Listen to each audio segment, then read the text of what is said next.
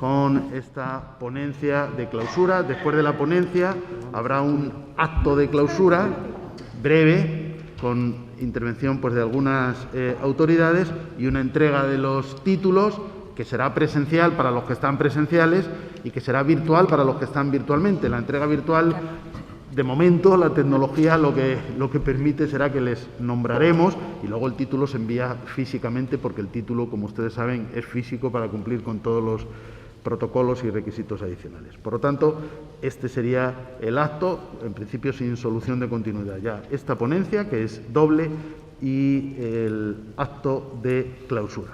En cuanto a la ponencia, pues vamos a comenzar. Yo, como suelo hacer, porque hace años que afortunadamente podemos terminar esta especialidad de justicia constitucional con este cierre que a mí me parece, y creo que ustedes coincidirán, pues un auténtico lujo.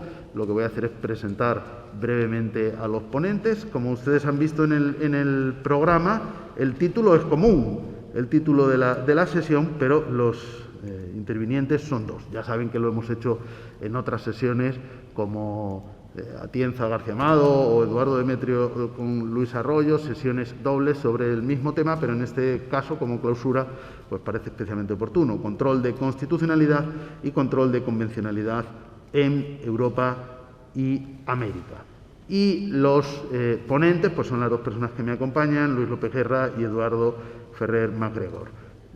Sobre Luis López Guerra, pues hay que decir que es catedrático de Derecho Constitucional, emérito, entiendo, en la Universidad Carlos III de Madrid. En este momento tiene una larga trayectoria de escritos, publicaciones. Como antes mencionábamos, creo que no habías llegado, hemos tenido, por supuesto, hoy, y que todos le tenemos presente, pues un recuerdo a Pablo Pérez Trems, y recordábamos, ¿no?, o mencionábamos que, bueno, pues compartimos, aparte del compañerismo de colegas, la pertenencia, vamos a decir, a una misma escuela, y que nosotros siempre hemos reconocido liderada por Luis López Guerra, que es quien me acompaña. En cuanto a su trayectoria, más allá de términos académicos, institucional, bueno, pues ha sido primero letrado y luego magistrado y vicepresidente del Tribunal Constitucional Español, luego vocal y vicepresidente del Consejo General del Poder Judicial, secretario de Estado de Justicia, ha sido diputado autonómico en la Asamblea de Madrid, así que creo que están todos los poderes del Estado, y luego el motivo por el que le ubicamos en esta ponencia, juez del Tribunal Europeo de Derechos Humanos. Cuando empezó a participar en esta sesión lo era en activo, ahora ya no está en este momento en activo, pero por supuesto pues su experiencia, que además es muy reciente, porque ha estado hasta tiempos muy recientes en Estrasburgo, en la sede del Tribunal Europeo de Derechos Humanos, pues es muy valiosa y muy positiva. A veces siempre tiendo a pensar que quienes han sido jueces constitucionales o jueces en tribunales internacionales, pues una vez que dejan de serlo, siempre tienen como un pequeño plus en la libertad de expresión y de opinión, ¿no? Un pequeño margen adicional, si queremos.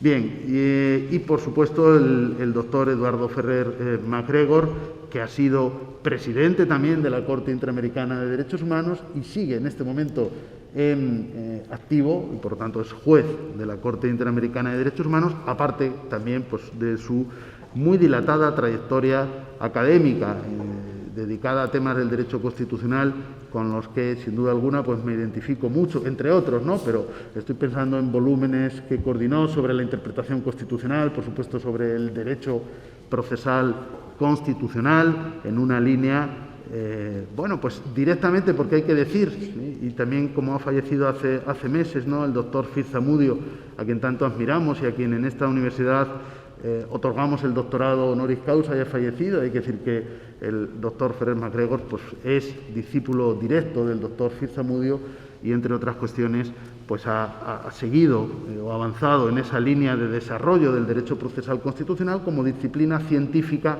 que podemos decir que fundó el profesor Fitzamudi, que han desarrollado pues tantos y tantos estudiosos. Por lo tanto, yo creo que tenemos, desde el punto de vista de la especialidad de justicia constitucional, un cierre de absoluto lujo. Además, venimos repitiéndolo ya varios años. Tengo que agradecer, y en todos los ponentes lo digo, cuando se produce, cuando alguno es nuevo, porque todos los años también renovamos e introducimos algún otro ponente, pues también lo decimos, ¿no?, que es la primera vez, pero cuando el apoyo y la colaboración es tan dilatado en el tiempo y tiene esas hondas raíces, y yo creo que viene acompañado, por supuesto, desde la parte de quien les habla, sin duda alguna, por la amistad y el afecto y la admiración personal, pues se agradece muy especialmente, porque, como ya digo, hace mucho tiempo que vienen colaborando y aportando aquí su conocimiento, su sabiduría, y viniendo en los días de julio, que suelen ser calurosos.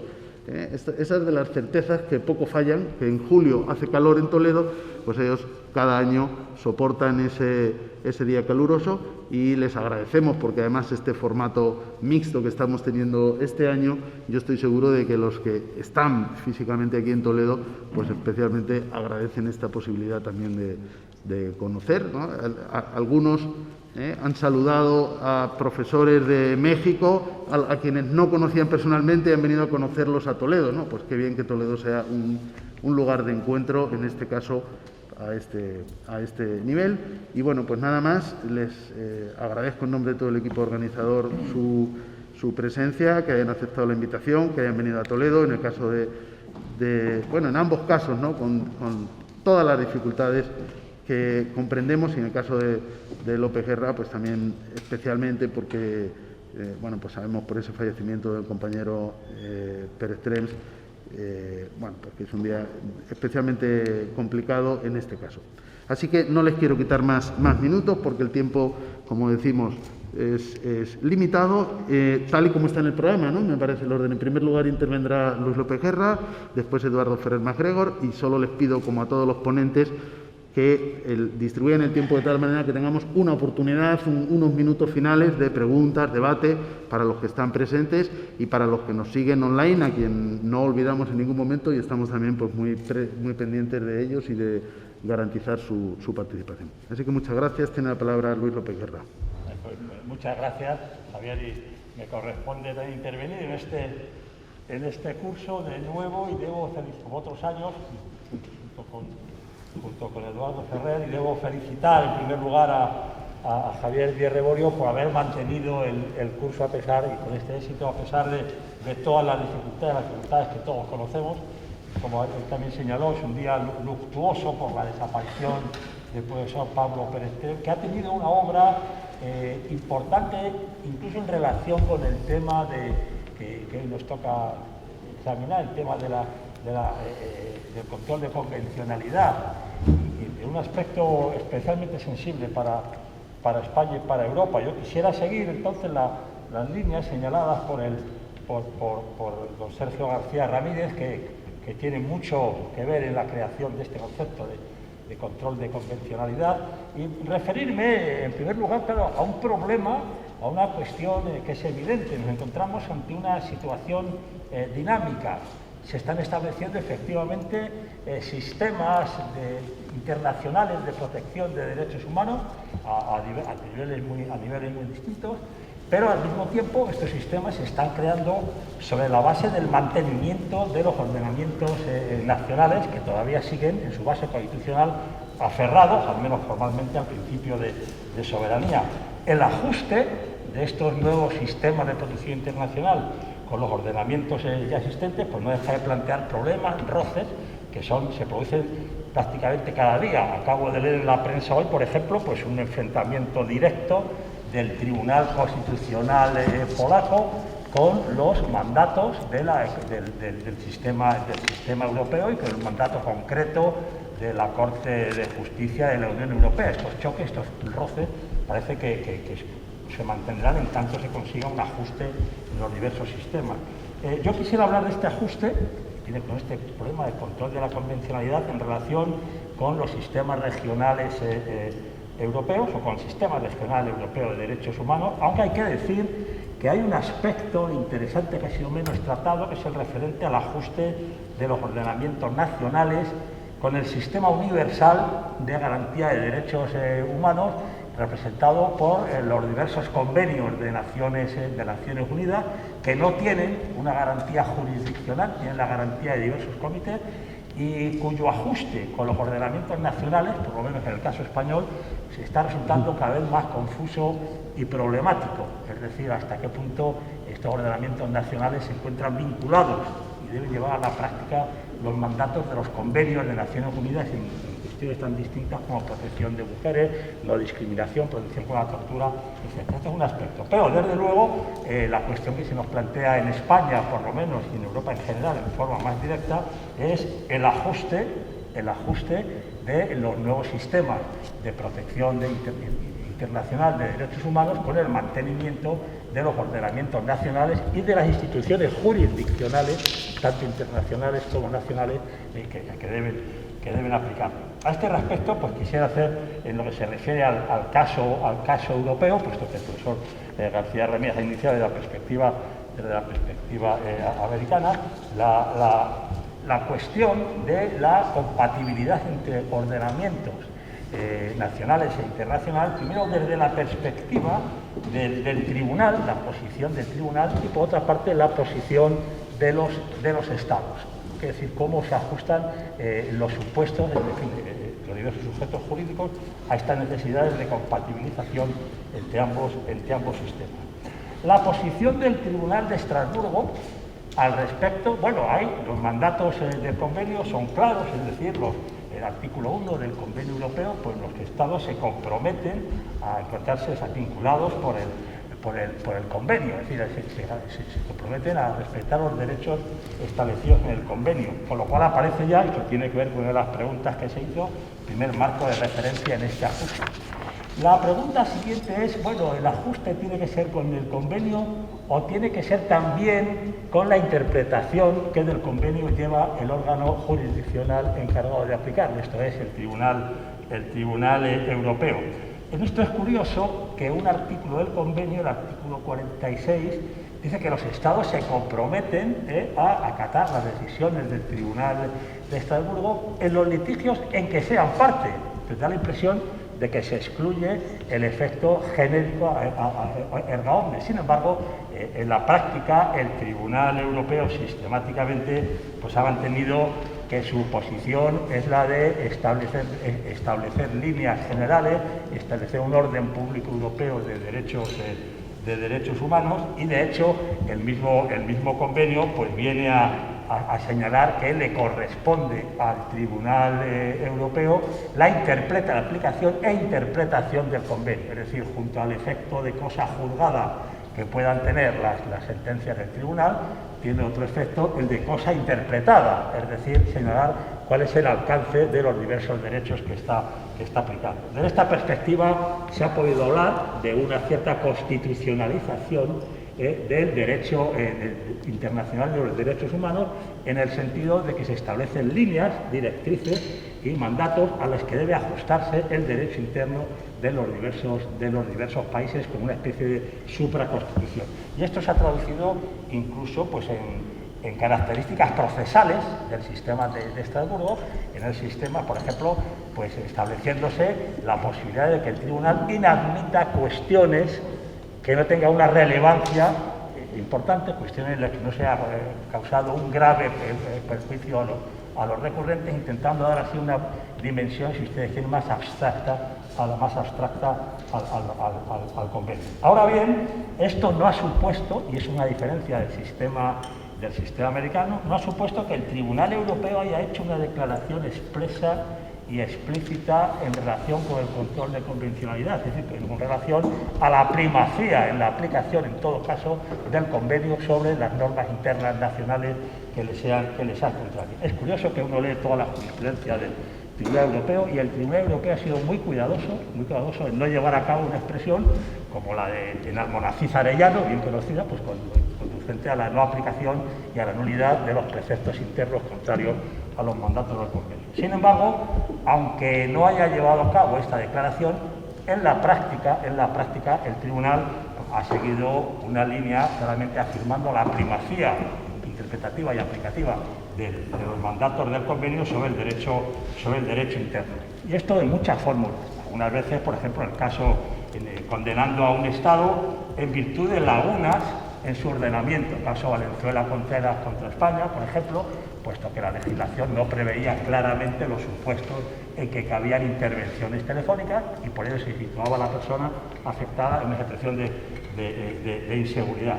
En algunos casos, haciendo referencia expresa, sin mayores precisiones, pero referencia expresa a la incompatibilidad de diversos mandatos, sobre todo de orden penal, con los mandatos del convenio. En casos turcos, por ejemplo, no se venía a declarar expresamente una nulidad o una inaplicabilidad del caso, pero se dejaba claro.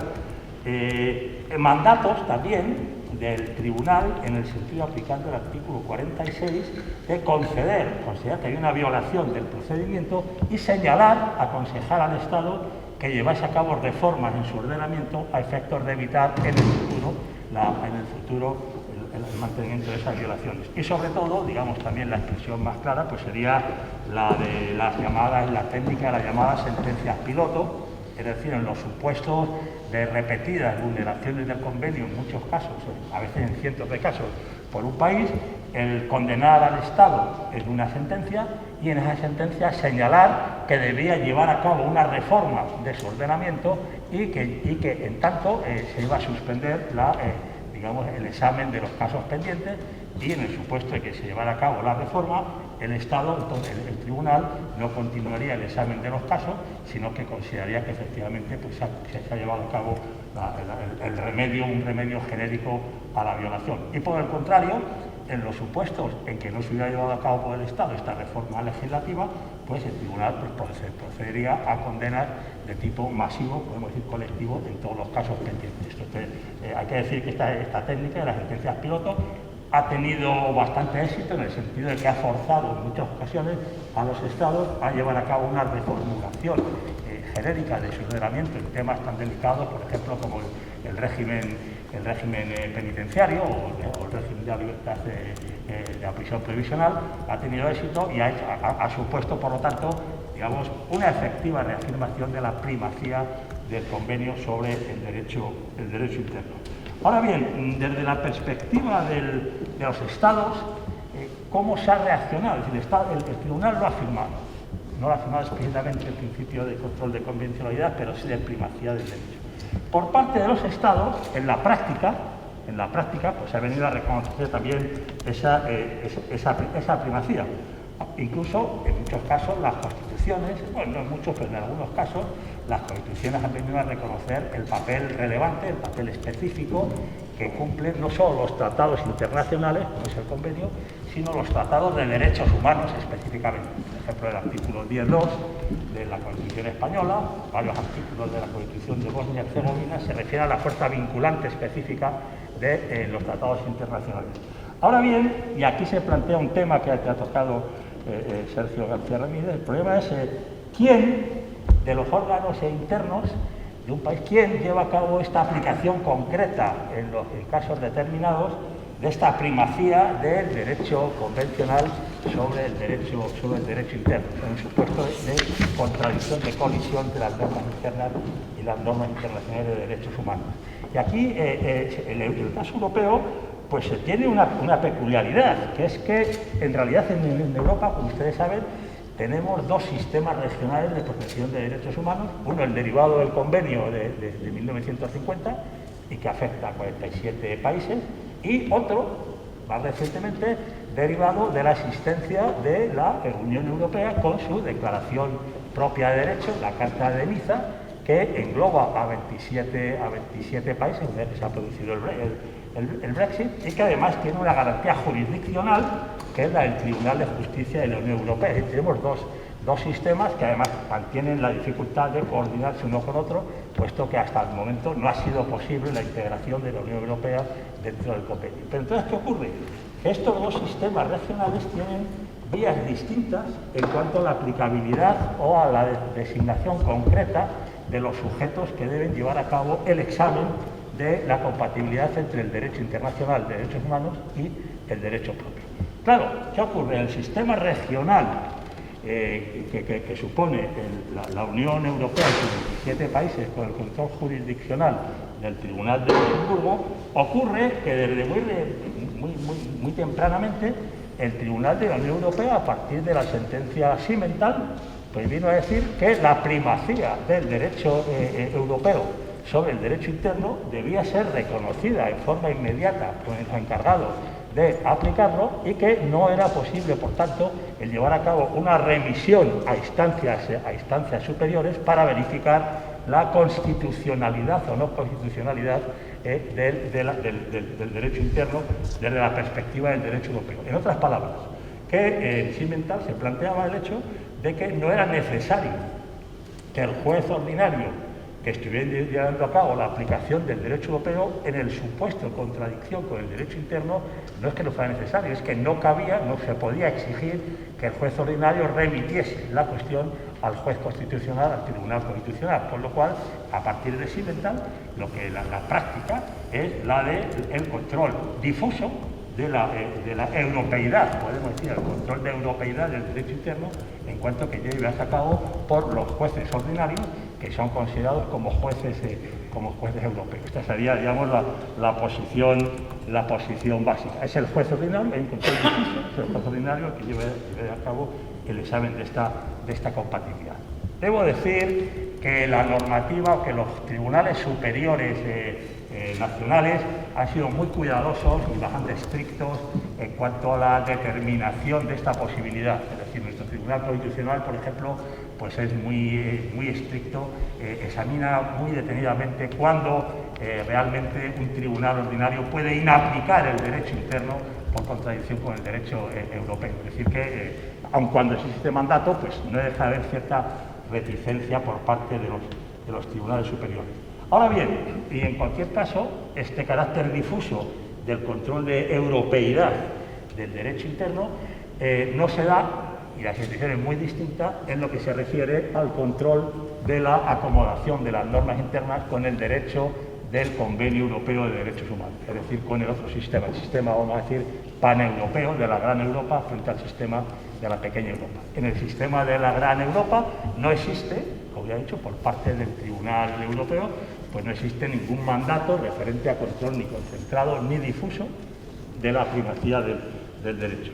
Y esto lleva a que los Estados, desde esta perspectiva de los Estados, pues se han reaccionado en forma muy distinta con respecto a qué órganos deben llevar a cabo este control de convencionalidad, este control de la primacía del derecho del convenio. En general, ya digo, y con algunos casos, porque ha habido choque, los Estados reconocen, desde luego, la primacía del derecho del convenio. Digo en algunos casos porque, por ejemplo, hay algunos supuestos que sería interesante examinar otra vez, por ejemplo, la posición del Tribunal Constitucional de la Federación Rusa, pero digamos que en general se admite la primacía. Ahora bien, ¿cómo se ejecuta en concreto esa primacía? ¿Quién lleva a cabo el control de convencionalidad? Bueno, digamos que en algunos países son los jueces ordinarios, por una interpretación constitucional muy interesante. Yo creo que el ejemplo típico podría ser el caso de Francia, que ha conducido a un control por los jueces ordinarios de la convencionalidad.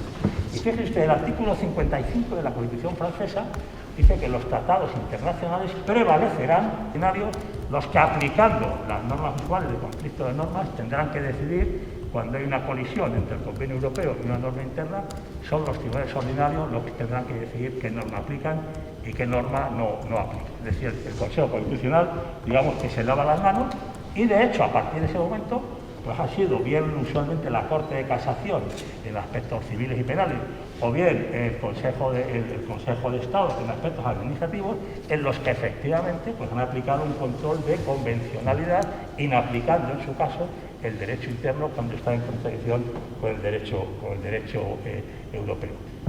Y esta situación, sin embargo, que se basa en un mandato constitucional, el artículo 55 de la Constitución francesa, resulta que ha dado lugar a mandatos similares, a soluciones muy distintas, por ejemplo, en el caso italiano. En el caso italiano, el problema se ha planteado y era el mismo: quién tenía que controlar la compatibilidad del derecho interno con el convenio. Y en el derecho italiano, el artículo 117 de la Constitución italiana pues tiene un mandato relativamente similar al francés, es decir, que las normas internas, tanto estatales como de las regiones, no podrán contradecir los convenios y compromisos internacionales adquiridos por el Estado italiano. Este mandato, esta reforma, que se hizo en su momento del artículo 117, condujo a que algunos jueces ordinarios pues intentaran llevar a cabo una práctica similar al referente al derecho europeo, es decir, que los jueces ordinarios pudieran aplicar las normas internas contrarias al convenio europeo. Pero la Corte Constitucional, y en esto siguió una línea muy distinta al caso francés, en dos sentencias, las sentencias 348 y 349, la Corte Constitucional dijo: un momento, si hay un mandato constitucional que dice que las normativas internas deben ajustarse a un convenio, si una normativa interna no se ajusta al convenio, está vulnerando este mandato constitucional. Por lo cual aquí nos encontramos con una cuestión constitucional. Esta norma se convierte en constitucional porque vulnera el artículo 117. Pero claro, en Italia los jueces ordinarios no tienen la competencia para determinar la inconstitucionalidad de una ley. Por lo cual, según la Corte Constitucional, si un juez italiano se encuentra con una norma interna contraria al convenio, tiene que plantear la cuestión de inconstitucionalidad al Tribunal Constitucional para que determine si esa norma es inconstitucional en cuanto que se opone al sistema de fuente del derecho de la Constitución. Por esta vía, en Italia lo que se ha hecho es establecer un sistema de control concentrado. Tiene que ser la Corte Constitucional la que efectivamente determine si existe o no existe esta contradicción. Se admite la primacía, hay que decir también con ciertas reticencias por parte de la Corte italiana. Por ejemplo, considera que la jurisprudencia del Tribunal de Estrasburgo queda establecida cuando es repetida, no basta con un solo caso para considerar que hay jurisprudencia consolidada, pero dentro de estas reticencias es el Tribunal Constitucional el encargado de llevar a cabo este control frente al sistema francés. Claro, venimos al caso español. Y en el caso español nos encontramos en una situación interesante y que está en este momento pues en una situación, no sabemos si es de cambio o no, porque la jurisprudencia del Tribunal Constitucional no es muy clara al respecto. Desde luego, la Constitución española, en su artículo 10.2, establece claramente que los derechos fundamentales se aplicarán de acuerdo con los tratados internacionales sobre la materia firmados por España. Y el Tribunal Constitucional ha venido a decir que este ajuste tiene que ser no solo con la letra de los convenios, sino también con la interpretación que de esta letra de los convenios ha dado el Tribunal de Estrasburgo. Es decir, que hay este mandato constitucional. Lo cual lleva a conducir que si una norma interna no se adecua a la interpretación o a los mandatos del convenio, automáticamente y por ese hecho se está convirtiendo en contraria al derecho constitucional de que se trate. El convenio y la jurisprudencia del convenio sean los criterios de interpretación de los derechos fundamentales. Y esto lo que lleva a considerar que una norma interna de esta perspectiva es contraria a la Constitución, es contraria al mandato fundamental contenido en la Constitución, es decir, una línea similar a la que se da, aunque no idéntica, a la que se da en Italia. Y como consecuencia, el resultado ha sido que hasta ahora, cuando un juez se encontraba con un mandato interno, una norma legal interna que parecía estar en contradicción con el convenio europeo o con la interpretación que se le daba, pues este tribunal lo que tenía que hacer era plantear la cuestión de inconstitucionalidad y establecer, por tanto, un control concentrado de convencionalidad. Esta situación se ha visto parcialmente afectada por una sentencia hace un par de años, la sentencia 140 del 2018, pero es una sentencia que no deja de ser confusa.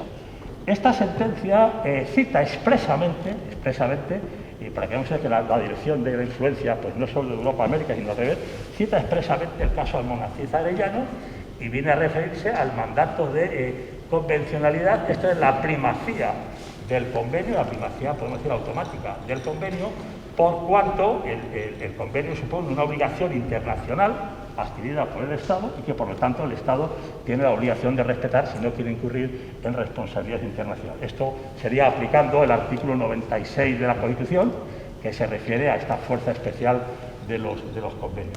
Lo que pasa, y eso es lo interesante, es que, claro, el principio de convencionalidad, el control de convencionalidad, no supone automáticamente, que es lo que parece dar por supuesto esta sentencia, el control difuso de convencionalidad.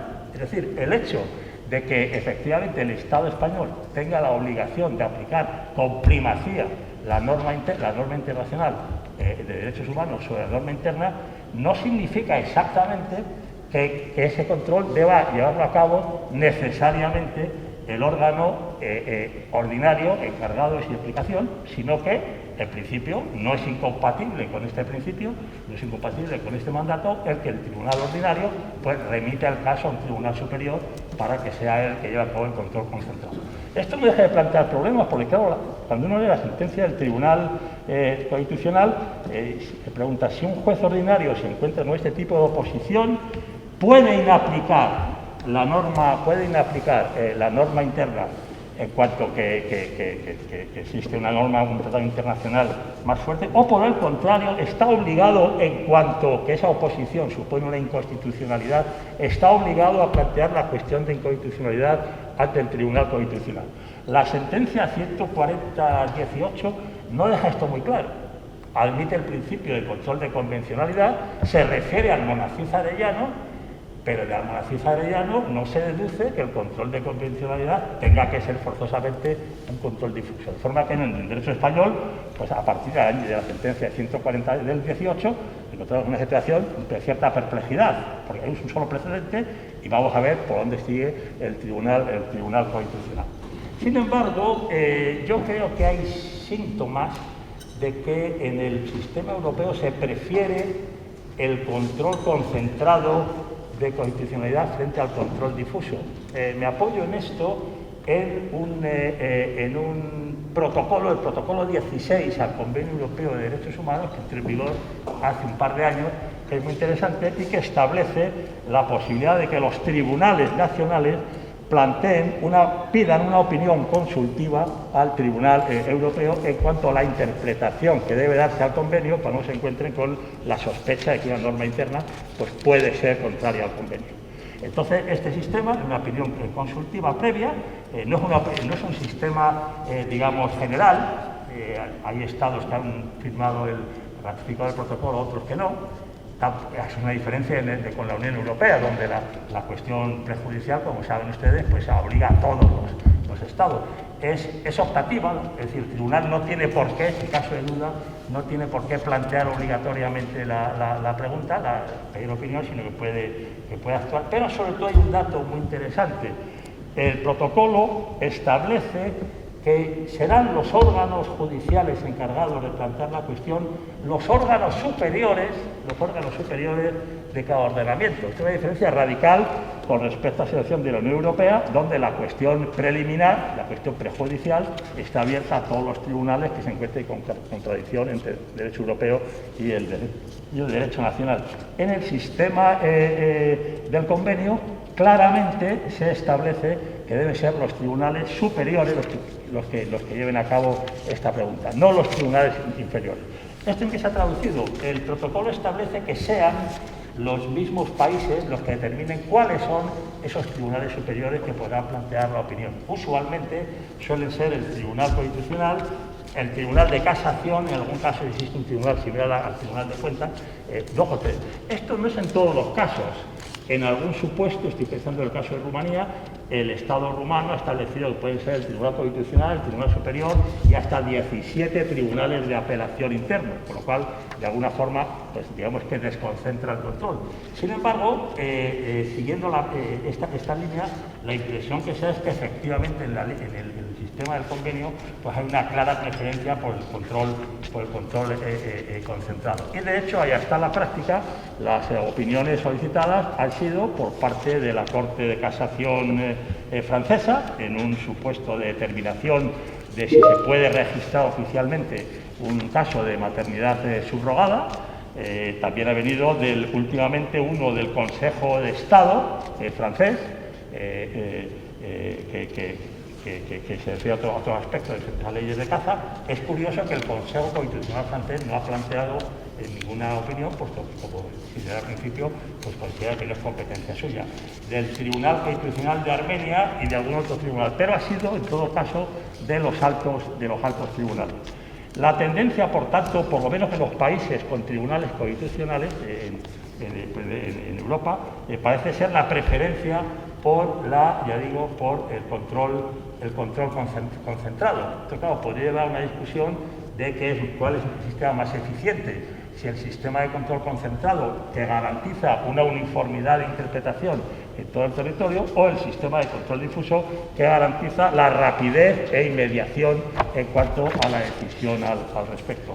Esta legislación que está abierta en estos momentos, como me refería al principio, la acomodación de los sistemas internacionales y nacionales de protección de derechos humanos, pues es una tarea lenta, una tarea que no deja de suponer confrontaciones y dudas, y desde luego en lo que se refiere a los sistemas regionales es solo un aspecto, pero ya digo, como dice al principio también, con respecto al sistema universal, pues no deja de plantear cuestiones. Como pueden ver, digamos que en estos momentos, como en todo, la dogmática jurídica sirve hasta cierto punto, y a veces la referencia obligada a la jurisprudencia pasada o futura pues aparece como elemento fundamental. Lo que ocurre es que, por lo menos en nuestro país, esa jurisprudencia pues está, por lo menos, en fase de evolución.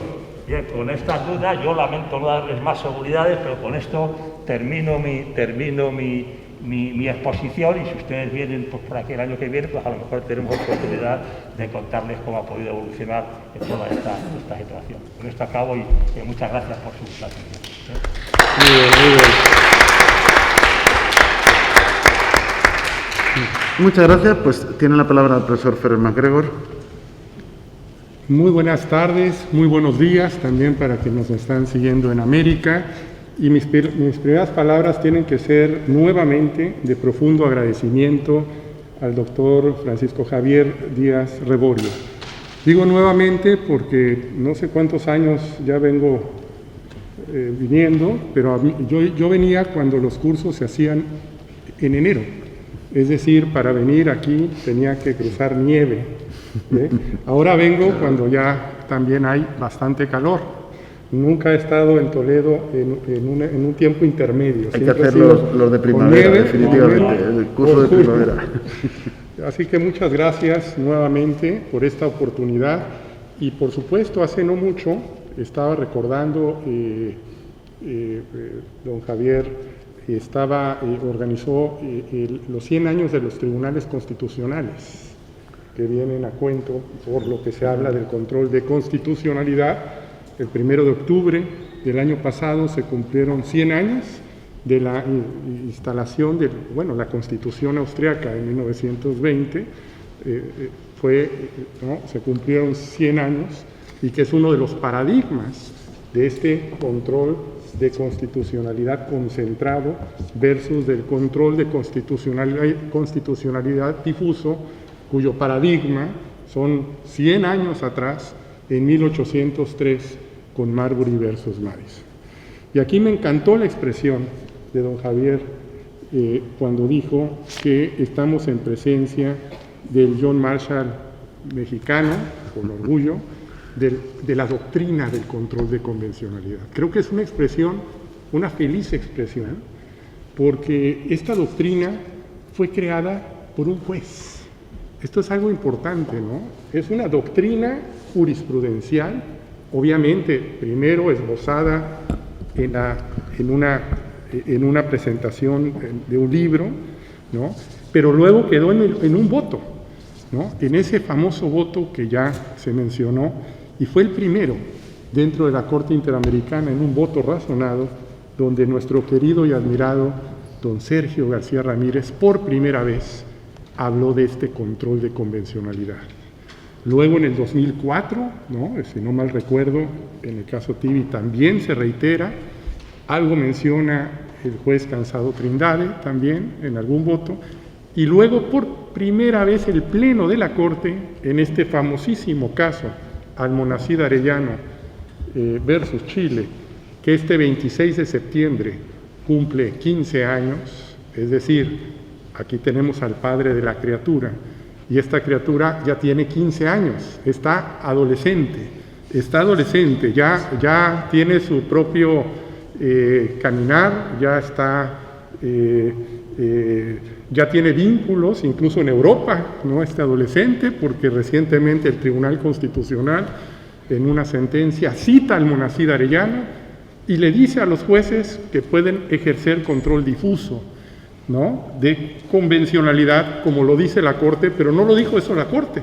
Tiene toda la razón don Luis López Guerra, que es un verdadero honor volver a coincidir con él, como también es un honor tener a uno de los grandes penalistas, don Luis Arroyo, mis respetos, ex rector de esta universidad aquí presente.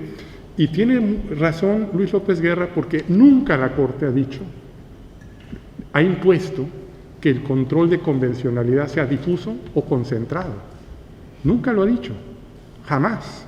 Es más, en el caso Hellman, en la supervisión de cumplimiento de sentencia del año 2013, claramente estableció que no impone ningún... Esto es, ¿por qué? Porque si está diciendo que depende de la competencia estatal, y la competencia no la puede imponer la Corte Interamericana, es lógico que cada sistema establezca su sistema de control de convencionalidad, y en realidad hoy en día ningún sistema, por lo menos en América Latina, es puro.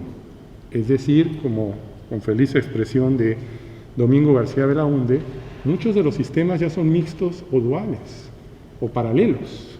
Hay tribunales constitucionales, salas constitucionales o cortes supremas que realizan función de un tribunal constitucional, como México, que tiene un control concentrado en acción de inconstitucionalidad y en controversia constitucional, pero también es semidifuso para todos los que ejercen el amparo, tribunales federales, y plenamente difuso por la nueva interpretación que hizo la Suprema Corte del artículo 133, por cierto, en cumplimiento de una sentencia de la Corte, el caso Radilla Pacheco, que le ordena al Estado mexicano a modificar el Código de Justicia Militar y a que los jueces ejerzan control de convencionalidad para dejar de aplicar el Código de Justicia Militar, porque le daba la atribución de juzgar en materia de derechos humanos a la jurisdicción militar. Vemos que esa creación, y aquí está el padre, ha sido revolucionaria porque acuñó un término que hizo que voltearan todos los jueces a verlo. Antes no lo hacían los jueces. Puso un lenguaje accesible: control de constitucionalidad, control de convencionalidad. Los jueces, ¿qué hicieron? Voltearon a ver que existía una Corte Interamericana. Voltearon a ver que desde el año 2001, en un caso contra Perú, el caso Barrios Altos, declaró inválida una ley con efectos hacia el pasado, ¿no? O sea, declara la invalidez de una norma con efectos hacia el pasado, o sea, 5 años antes de que acuñara el término. Y en un caso anterior, en un caso ecuatoriano, también de alguna manera hizo un control de un tipo penal, ¿no? En 1997, el caso Suárez-Rosero, si no mal recuerdo, Suárez-Rosero, aunque no lo haya dicho, eso era dejar de aplicar una norma a un caso concreto ab initio, utilizando la terminología que se utiliza en el control de constitucionalidad. Mis respetos para esos jueces, mis respetos para quien era el presidente en ese momento, don Sergio García Ramírez.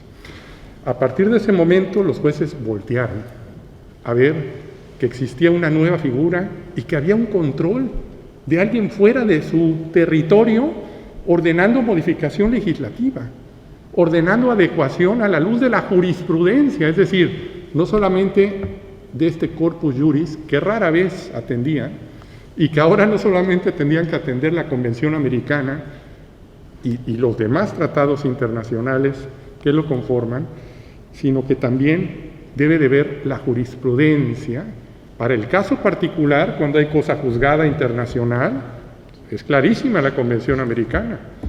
Todo Estado o parte se compromete a acatar la sentencia, ¿no? Y la otra es la cosa interpretada, ¿no? Es decir, el criterio interpretativo, no para México que fue condenado, pero que ese criterio interpretativo, esa es la gran pregunta, debe o no seguirse por Chile, Argentina, Uruguay, es decir, los demás países que han suscrito la Convención Americana. Entonces, yo creo que ha sido un enorme acierto, porque la discusión es otra. En estas discusiones de los tribunales constitucionales, acabo de estar en la última hace un mes, todos se refieren al control de convencionalidad. Es que ya no hay duda de que si se debe o no ejercer, la cuestión es cómo se ejerce, y vemos que en los últimos, aquí me traje una relación hoy en la mañana, ya no es, y en los primeros años, yo llegué a la Corte en 2009 como juez ad hoc, 3 años después de Almonacid Arellano, caso Cabrera García Montiel Flores, y el argumento que nos hacían es, como el control de convencionalidad dice el Poder Judicial, yo soy jurisdicción militar, no pertenezco a ese Poder Judicial. Yo soy Tribunal Constitucional, yo no soy Poder Judicial. Y por eso se puso ahí con una fórmula de negociación órganos vinculados a la administración de justicia en todos los niveles. Lo importante es, pues sí, que ejercieran una función jurisdiccional, más allá, digamos, si pertenecen o no al ámbito del Poder Judicial. Y luego vino Hellman, ahí yo no estaba en la Corte, don Sergio también no estaba en la Corte, donde el presidente era Sergio García Sayán, y por unanimidad establecieron que este control se extiende a todas las autoridades, incluyendo al legislativo, ¿no? Diciendo la democracia tiene límites, es decir, aunque haya referéndum y plebiscito, puede ser violatorio a la Convención Americana. O sea, la mayoría, ¿no? O la legitimación democrática reforzada, aún así, puede ser violatoria si se trata de un disfraz de una ley de amnistía, aunque era una ley de caducidad, de no aplicación de la ley penal, por decirlo de alguna manera. Y ahí la Corte dijo, también aplica o debe de aplicar este control de convencionalidad. Yo llegué ya en el año 2013 y ya había varias sentencias donde se había dado ese gran paso, o no sé si es gran paso, pero la cuestión es de extender más allá del control de convencionalidad, no solo al Poder Judicial, sino más allá del Poder Judicial, a quienes están implicados en la administración, entiéndase, jurisdiccional, a otras autoridades más allá de ello. Y esto ha llegado, ya no tengo aquí los datos, de que más de 13 estados han sido condenados a ejercer control de convencionalidad. 13 estados distintos de los 20 donde tiene plena jurisdicción la Corte Interamericana, ¿no? Es un dato interesante, o sea, ya la mayoría de los países han sido condenados a ejercer un control de convencionalidad por parte de los jueces. ¿Cómo? Como el órgano interno lo decida, difuso, concentrado, no sé qué sea mejor, ¿no? Habría que sentar aquí a Kelsen y a Marshall, ¿no? Y para complicar, yo recuerdo que yo me orienté mucho por mi querido maestro en unas lecturas, y el primero que habló del control de comunitariedad fue Mauro Capelletti en la década de los 70.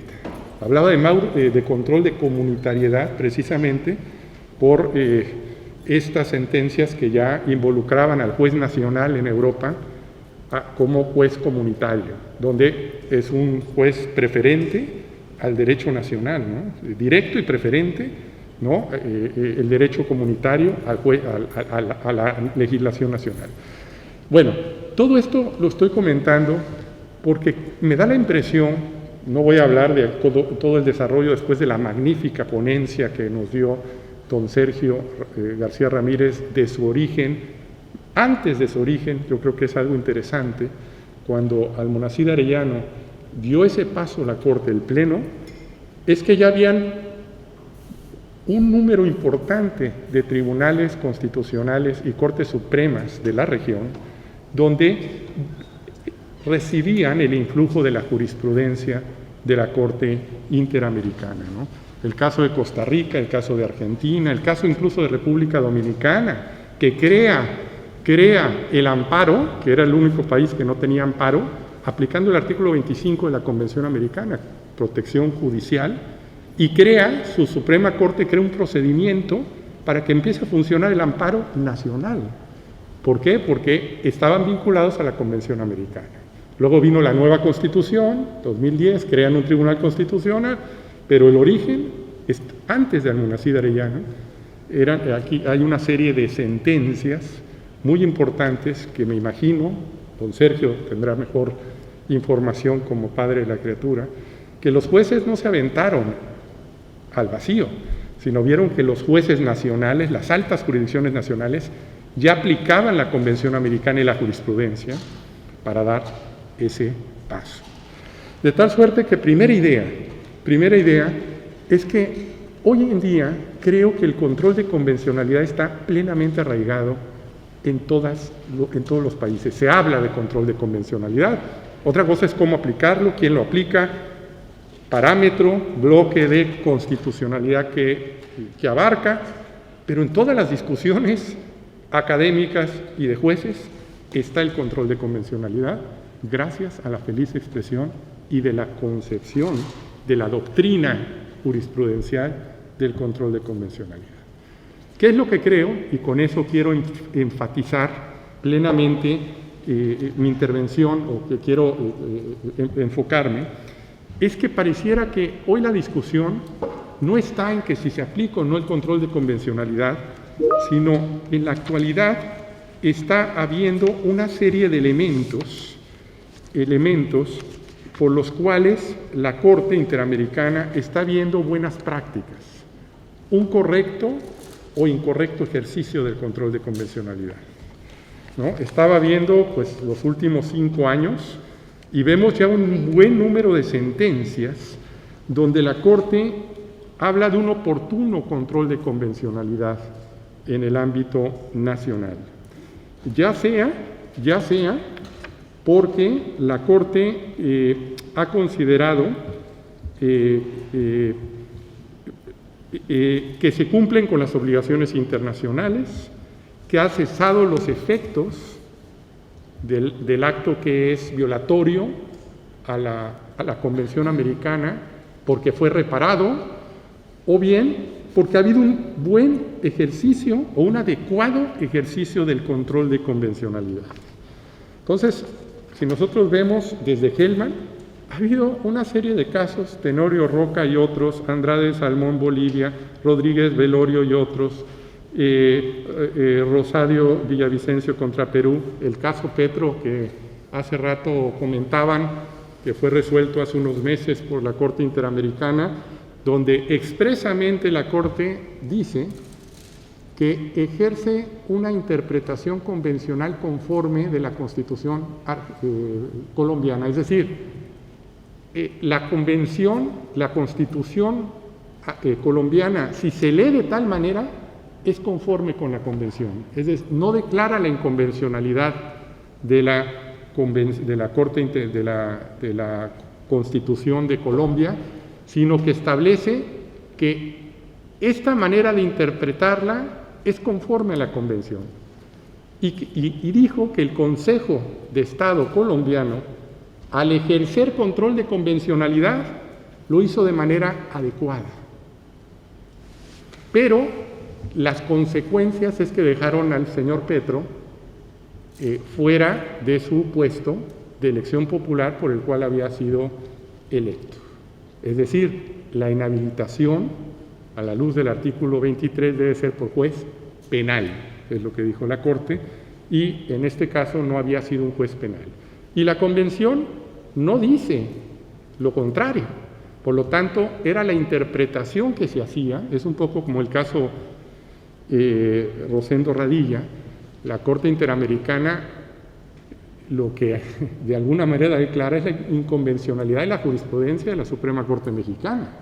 Dice, el artículo 13 de la Constitución mexicana es correcta. Lo que está mal es cómo se ha interpretado por el Poder Judicial de la Federación el artículo 13 de la Convención Americana. El caso Urrutia versus Chile de hace algunos meses, el caso Fernández Prieto y Tumbeiro contra Argentina, y lo que se acaba de notificar hace poquito, no sé cuándo, hace un mes, el caso Huachalá, Chimbó y otros contra Ecuador. En todos estos, lo que ha dicho la Corte, hay un buen ejercicio o mal ejercicio del control de convencionalidad. Lo que quiero decir con esto, y cambia mi postura con respecto de otros años, es que ya no estamos en discusión de si debe o no existir este control de convencionalidad. Ya tiene 15 años, ya es un adolescente, a veces un adolescente rebelde, ¿no? Y en los estados, algunos se van más allá, como algunos tribunales constitucionales han declarado, han ejercido control de convencionalidad contra la Constitución, inaplicando la Constitución, por ejemplo, para decir que hay reelección indefinida. No me pronuncio, está por conocerse una opinión consultiva sobre el tema, ¿no? ¿Es un derecho humano o no la reelección indefinida a la luz del artículo 23? Varios tribunales constitucionales han ejercido control de convencionalidad para dejar de aplicar la Constitución diciendo derechos políticos, ahí no hay límite, por lo tanto puede haber una reelección indefinida. Bueno, no lo sé, no estoy calificando, ya veremos qué dice la Corte en la opinión consultiva. Y algo bien interesante, en opiniones consultivas que están en trámite, por primera vez la Corte le está pidiendo a las Supremas Cortes, no al Estado, bueno, al Estado, por supuesto, que se tiene que notificar a todos los estados, aunque hayan ratificado o no la Convención, a todos los estados, para que den su opinión sobre una opinión consultiva, pero por primera vez se le está preguntando a los poderes judiciales y Cortes Supremas a que den su opinión. Un reflejo del protocolo 16, el reciente protocolo 16, donde se faculta, ¿no?, a las altas Cortes Nacionales para presentar opiniones consultivas directamente al Tribunal Europeo de Derechos Humanos. Aquí no se permite que los altos órganos presenten opiniones consultivas, pero la Corte les pone en conocimiento por separado al Estado y al alto órgano de jurisdicción a que dé su opinión, que muchas veces no coinciden. Pero incluso en la audiencia pública han comparecido las Cortes Supremas. Por lo tanto, yo quisiera simple y sencillamente invitarlas a que evidentemente todas y todos ya son expertos en control de convencionalidad, cómo ha surgido, y hay muchas dudas todavía en su aplicabilidad, pero en el fondo lo que estamos haciendo es aplicar estándares internacionales y lo que decía don Sergio es la clave, el principio pro persona. El propio artículo 29 de la Convención Americana nos dice: déjese de aplicar la Convención Americana si en el ámbito interno u otra norma internacional tiene una aplicabilidad mayor en un caso concreto. Es decir, no hay una supremacía convencional como tal, sino lo que rige ahora en materia de derechos humanos es la verdadera efectividad de nuestros derechos. Esta revolución que hablaba don Sergio García Ramírez de poner en el centro de gravedad a la persona y a su dignidad, fue esa revolución de 1945 en la Carta de Naciones Unidas, donde por primera vez se dice, ¿no?, que el derecho internacional ahora también empieza a formarse un derecho internacional de los derechos humanos para construir esto que hoy conocemos y que ha dado la vuelta, ¿no?, esta constitucionalización al derecho internacional. Ahora hay un proceso inverso, ¿no? Se está internacionalizando o se está incorporando al ámbito constitucional a través de diversas fórmulas. Artículo 10.2 de la Constitución Española impactó en casi todas las constituciones nuestras. Recientemente en México se acaban de cumplir 10 años de la reforma en materia de derechos humanos. Párrafo segundo, ¿no? Las normas en materia de derechos se interpretarán de conformidad con la Constitución y los tratados internacionales, favoreciendo en todo tiempo la interpretación más amplia. Más allá de todas las discusiones que pueda haber sobre el control de convencionalidad, hoy es una realidad. Hoy ha hecho que todos los jueces volteen a ver la Convención Americana y la jurisprudencia. Hoy ha hecho que el Tribunal Constitucional de España voltee a ver a la Corte Interamericana. Hace 2 semanas estaba en un foro aquí en Madrid con la vicepresidenta del Tribunal de Luxemburgo, el Tribunal de Justicia de la Unión Europea, Rosario Silva de la Puerta, y ella decía que el 10% de todas las sentencias de este derecho comunitario es en derechos humanos. independencia judicial, pararon una reforma en un país, ¿no? Y ahí viene la gran pregunta. En esta Constitución Red, ¿quién tiene la última palabra? O tal vez nadie la tiene, sino la tiene la dignidad de la persona.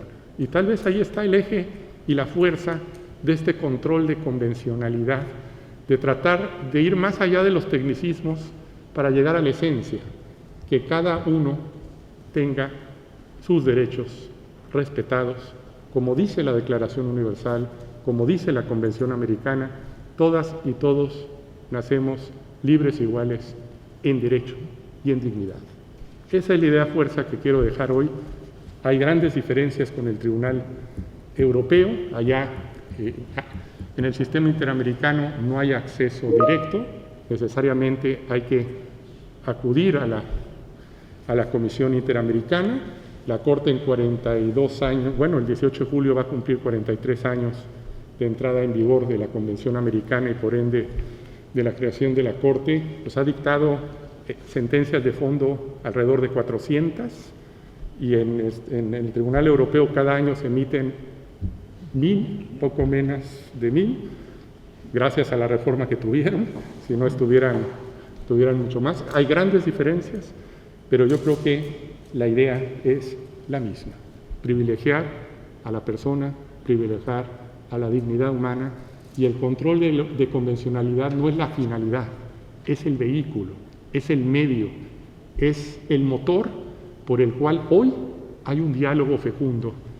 Yo creo que entre todos los actores que participan en la dignidad humana, en la defensa de la dignidad humana. Muchas gracias, eso era lo que quería compartirles.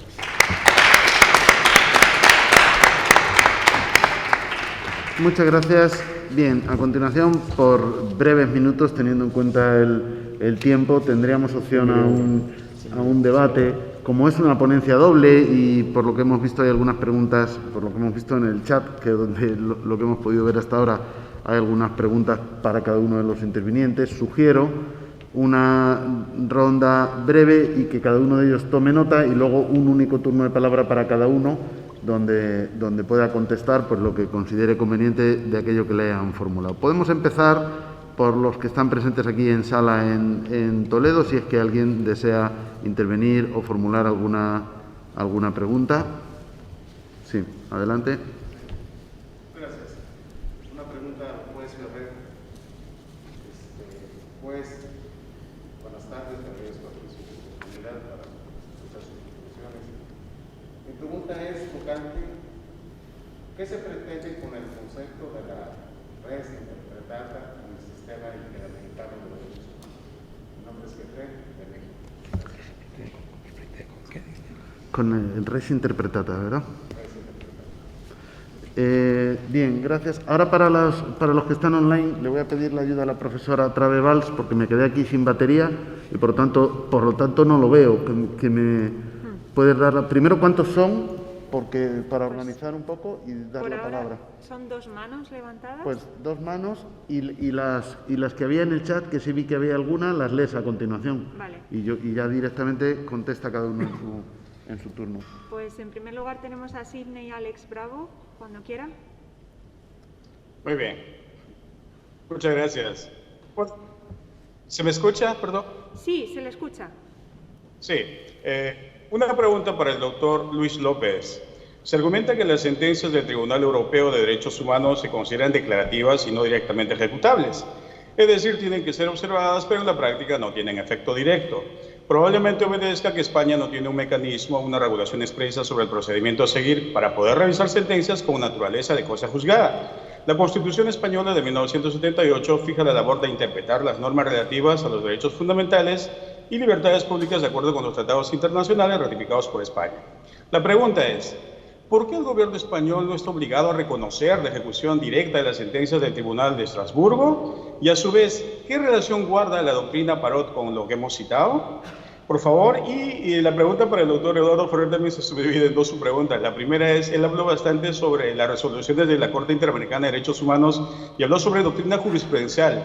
Sabemos que hay 2 tipos de jurisprudencia. Número 1, las que tienen doctrina jurisprudencial y son ilustrativas, y número 2, las que tienen precedentes o la naturaleza de precedentes y son de obligatorio cumplimiento. En tal virtud, la pregunta es, si bien según el artículo 68 de la Convención Americana de Derechos Humanos, los Estados partes, suscribientes y ratificantes de esta convención están obligados a cumplir la resolución emanada de la Corte Interamericana de Derechos Humanos en lo que sean parte, ¿se entiende que los demás Estados también deben cumplirlas si es que tuvieran casos similares? Esa sería la pregunta número 1. Y la pregunta número 2, para el doctor Ferrer, sería en lo concerniente a si las convenciones, mejor dicho, si el control convencional o de convencionalidad es únicamente una función de los jueces o también la pueden ejercitar otro tipo de funcionarios o servidores de justicia, como por ejemplo los fiscales, ¿no? Esa es una pregunta importante porque aquí en Perú hay mucha confusión al respecto, pero según mi criterio, y eso hablo a título personal, el control de convencionalidad lo deben ejercitar todas las personas que tengan que cumplir con la impartición de justicia o al menos estén relacionados con este procedimiento. Muy bien, muchas gracias y muy gentiles. Muchas gracias, Sidney. Doy paso a Miguel Ángel Arzápalo. Sí, excepcional la ponencia, no hay más que decir. Mi pregunta es, en el marco de la actuación jurídica de la convencionalidad entre Europa y América Latina, se ha dicho bastante sobre que América Latina debe determinar la convencionalidad sobre, por ejemplo, el indulto, ¿no? El indulto, en el caso peruano, que yo soy peruano, es Fujimori. Y en el caso europeo, estamos hablando de los independentistas catalanes. Este control de convencionalidad que nos propone no está siendo llevado a un extremo que determine que el intérprete de la convención determine qué es convencional o qué no es convencional según su criterio y no conforme a la convención. Esa es una pregunta. Y la segunda pregunta, ¿esta legitimación que determina la interpretación es al margen de la autonomía de los pueblos o respeta esta autonomía? Muchas gracias por su respuesta. Muchas gracias, Miguel Ángel. Voy a silenciar aquí.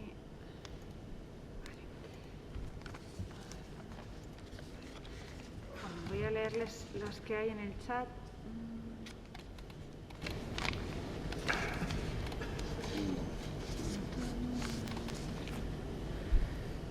Bueno, empezando por Cristian Giovanni Murillo, para el doctor MacGregor. ¿De qué manera ejerce el Poder Legislativo el control de convencionalidad? De nuevo, Adrián Polanco para el doctor MacGregor. ¿Cuál es el sistema de valoración que emplea la Corte Interamericana de Derechos Humanos?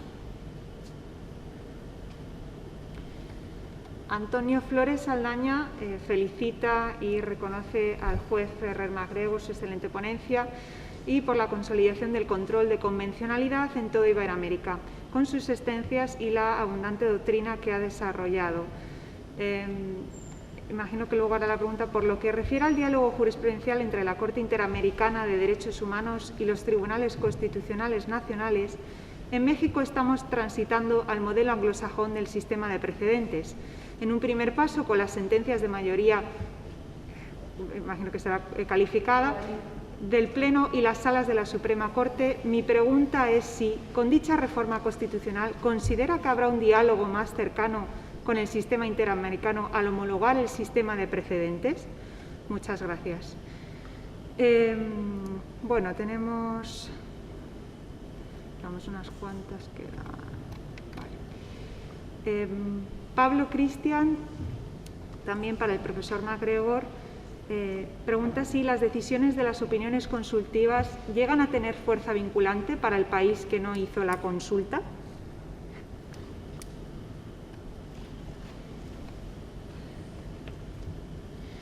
Alex Raúl Amado Rivadeneira, para el profesor Ferrer MacGregor, su opinión sobre la posibilidad de formalizar un sistema de consulta de altas cortes en casos contenciosos donde exista duda de la convencionalidad de las normas internas en sede nacional como mecanismo de diálogo entre sistemas similares al europeo.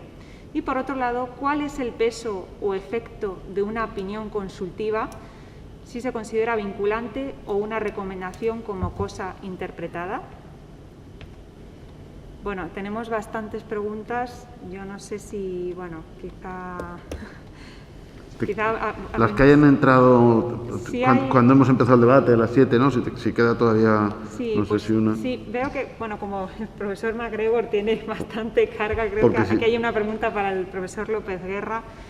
Excelente exposición al profesor Luis López Guerra, y le pregunta si considera que el control de convencionalidad en Europa tendría que llevarse a un segundo nivel, como por ejemplo que en España, a través de una reforma constitucional, se dote al Convenio Europeo de Derechos Humanos de rango constitucional para efecto de completar la convencionalización de la Constitución.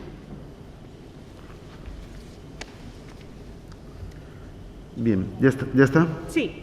Pues entonces creo que tendrán que hacer un esfuerzo de síntesis para contestar en unos minutos lo que consideren más relevante. También hay varias preguntas que hacían referencia a lo mismo, de modo que pueden agruparlo. Pues si les parece, en el mismo orden que han intervenido, profesor López Guerra tiene la palabra. Bueno, yo voy a ser relativamente breve porque muchas de las preguntas han ido a mi colega, el profesor Ferrer Marleón.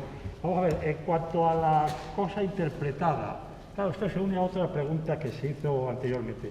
El Tribunal Europeo ha venido a seguir una línea pues muy, digamos, más parecida al razonamiento del common law que del civil law, es decir, la fuerza del precedente. El Tribunal ha venido a decir que en principio, aunque no está absolutamente obligado por sus propios precedentes, pero que el desviarse de estos precedentes debe hacerse de una forma que no afecte a la seguridad jurídica. Y de hecho, el Tribunal ha venido, cuando se fija una sentencia, es muy consciente de que está estableciendo una línea de comportamiento y que separarse de ella pues es complicado. Sin embargo, en algún caso lo ha hecho y, por ejemplo, en algún caso pues se ha hecho bajo influencia de la Corte Interamericana. Estoy pensando, por ejemplo, en el caso Escópola, en cuanto a la retroactividad de las leyes penales más favorables. No la retroactividad de las leyes favorables, sino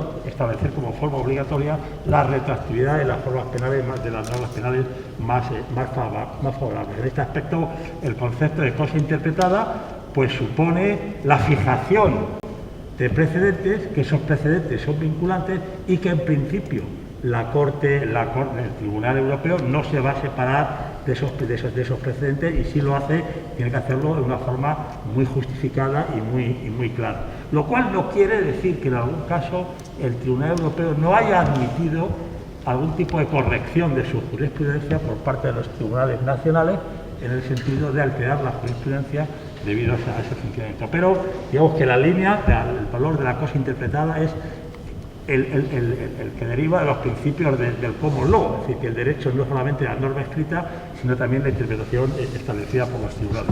En cuanto al efecto directo, bueno, aquí en principio si he entendido bien la pregunta, las sentencias del Tribunal Europeo en teoría tienen únicamente efectos declarativos y es el ordenamiento interno el que tiene que llevar a cabo la transformación de esto y verificar y trasladar la sentencia a efectos prácticos bajo, eso es muy importante, bajo la supervisión de un órgano específico que es el Comité de Ministros del Consejo de Europa, que vigila la ejecución. Es decir, en el caso europeo no hay sentencias relativas de cumplimiento, sino que hay sentencias declarativas, y es el Comité de Ministros el que se encarga de la ejecución. Sin embargo, esta es la teoría, sin embargo, en la práctica el Tribunal cada vez más, y posiblemente bajo influencia también de la Corte de San José, incluyen sus fallos, pronunciamientos concretos relativos a situaciones individualizadas. Por ejemplo, si se declara la vulneración del derecho a la libertad, se ordena al Estado que ponga en libertad a la persona que está en esos momentos en prisión.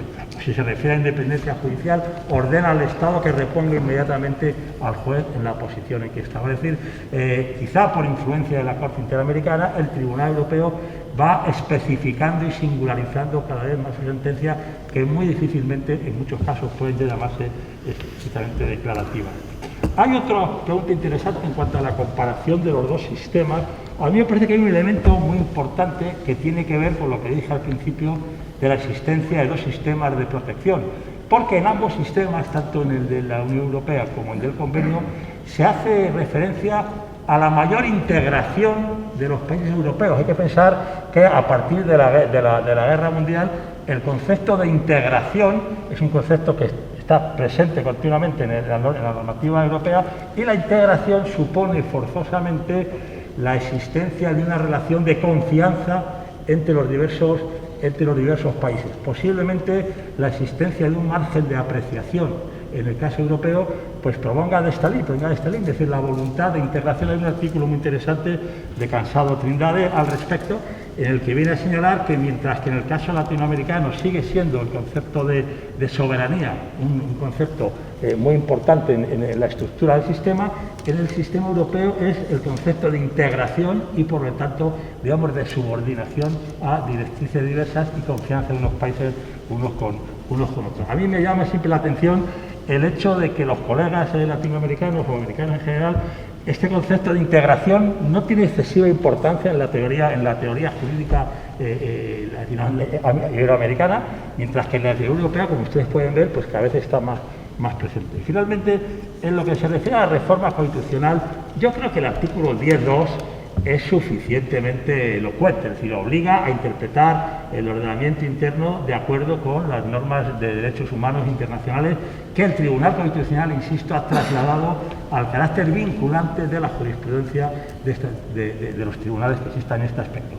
Y debo señalar, como principio, se refiere a sistemas de protección de derechos humanos que tienen una garantía jurisdiccional, de ahí entre los tribunales europeos y el Tribunal Español, pues ha admitido esta fuerza vinculante.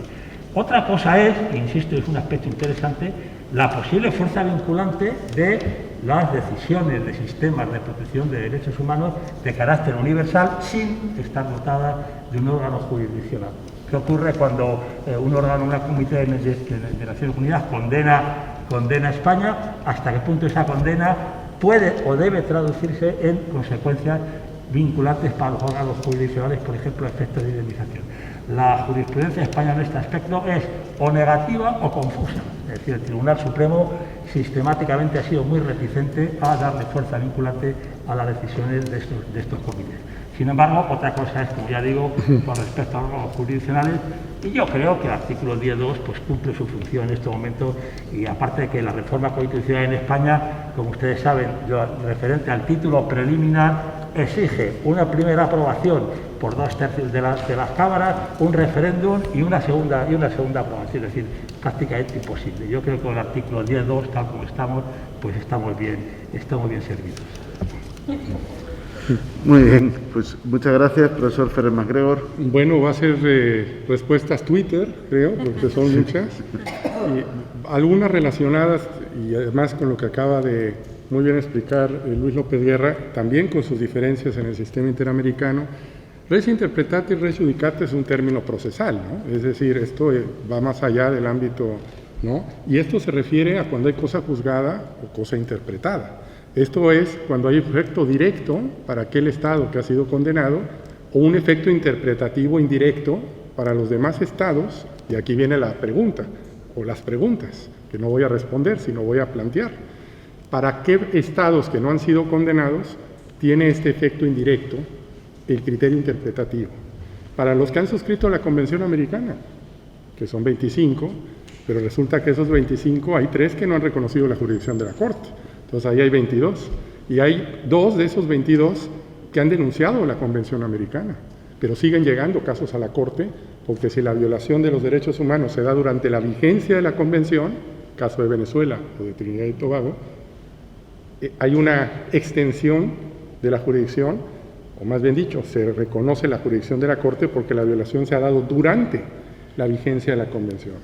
Entonces, hay varias preguntas, ¿no?, que están sueltas, es decir, el efecto indirecto interpretativo, ¿hacia qué país? Pues dependiendo, ¿no?, su grado de vinculatoriedad que tiene en el sistema interamericano. Y me lleva a otra pregunta. la ratio decidendi, o sea, lo que fundamenta el resolutivo, o las consideraciones que no fundamentan el resolutivo. Y ahí vienen todas las consideraciones. Lo que ha dicho la Corte explícitamente en el caso Hellman es que vincula también, ¿no?, la ratio decidendi, es decir, los razonamientos, ¿no?, que se vinculan al resolutivo, ¿no? Por eso es el fundamento de la decisión vincula para el Estado parte, obviamente, ¿no?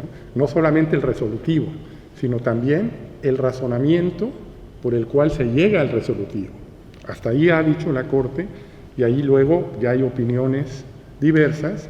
Yo soy de los que creo que hay un efecto expansivo, especialmente en un sistema interamericano donde llegan los casos a cuentagotas, en 42 años, menos de 400 sentencias.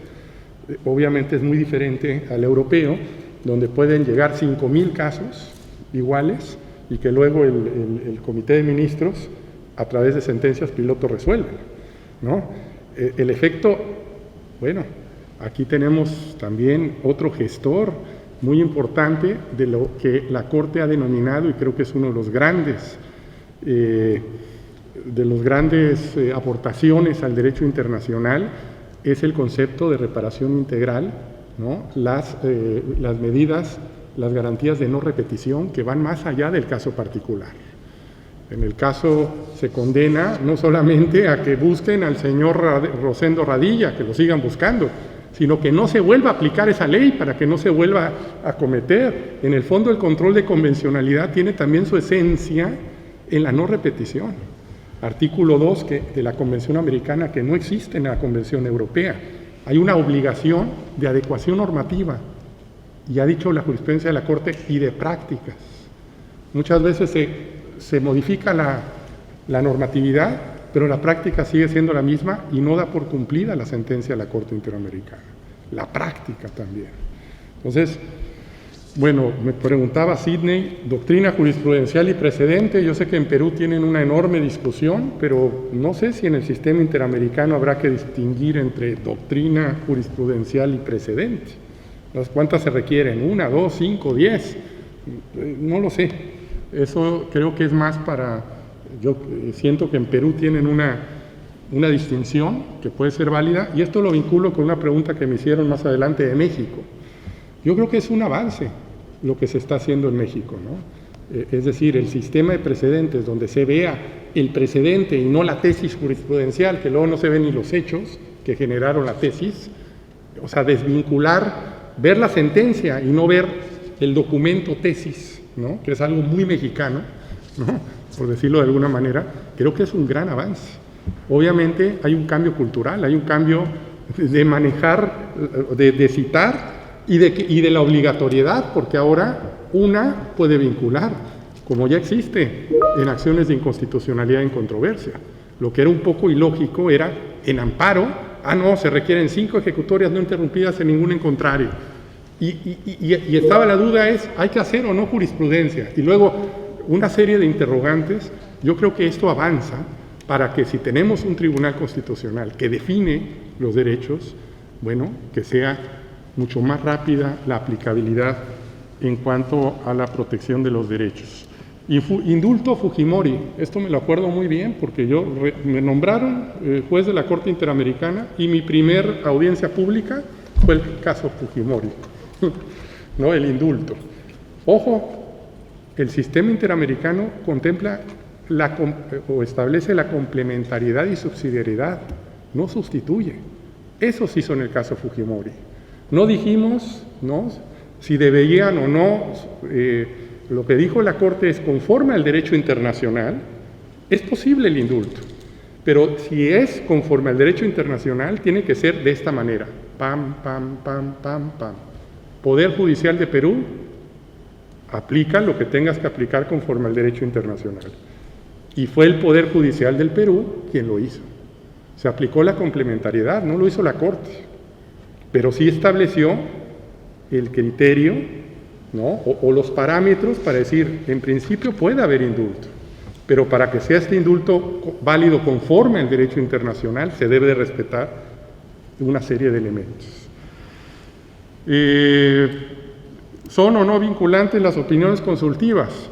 Bueno, desde la primera hasta la última, que por cierto, se han activado las opiniones consultivas. Tenemos 2 en trámites, una por notificarse, se han resuelto otras 2. ¿Qué quiere decir esto? Que los actores que la están solicitando están creyendo en la Corte, ¿no? Los estados, la Comisión Interamericana, hay un dinamismo actualmente de las opiniones consultivas sobre casos relevantes en la actualidad, porque cuando llegan los casos contenciosos son 20 años después. El promedio son 17 años en llegar a la Corte. Tenemos casos de 29, 30 años. Somos una Corte del pasado. Pero lo que vemos es que estas opiniones consultivas se incorporan a las sentencias de la Corte Interamericana. Hay un flujo jurisprudencial. Lo que se dice en la opinión consultiva de libertad de expresión, en la número 5, luego pues, se ha sostenido y ampliado en la jurisprudencia, ¿no?, sobre libertad de expresión en casos contenciosos. Por lo tanto, hay un flujo, evidentemente no es un caso contencioso, no es jurisdictio decir el derecho, pero evidentemente hay un criterio interpretativo que si no se sigue, pues, como lo ha dicho la Corte, es un control de convencionalidad preventivo, en la medida en que si no se acata ese criterio interpretativo, pues llegarán los casos contenciosos a la Corte Interamericana. Bueno, ya no sé, diálogo jurisprudencial, modelo anglosajón, ya no entendí muy bien esta pregunta. Sistema de consulta de las altas cortes, no se permite, tendríamos que reformar la Convención Americana, con prudencia, porque cuando se quiere reformar algo, se puede reformar todo, ¿no? Entonces, no por mejorar, vamos a perjudicar. Pero ya lo está haciendo la Corte Interamericana, de hecho, consultándoles a las altas cortes para que den su opinión. Y creo que esto es todo. Si hay algo que se me pasó, ¿cuál es el sistema de valoración? No entiendo muy bien esto, pero en general, pues hay que aplicar la dignidad humana y los valores democráticos que nos unen, ¿no? Principio de igualdad y no discriminación, que se ha elevado, y una serie de valores y principios que están en el seno mismo de la Convención Americana y de de las 2 protocolos adicionales y de los 7 tratados internacionales y interamericanos. El último fue para la protección de las personas mayores, que ojalá todos los países los firmen. México falta por firmar ese, todos los demás ya los ha firmado, y ojalá todos los países reconozcan todos los sistemas interamericanos, y esa es la otra gran diferencia con el sistema europeo, ¿no?, que pues allá son todos los países, los 47, y aquí son 20 los que tienen plena jurisdicción, 22 si queremos ver con Venezuela y Trinidad y Tobago, en ciertos casos de los 35 que integran la OEA. La universalidad, el gran reto todavía del sistema interamericano. Muchas gracias.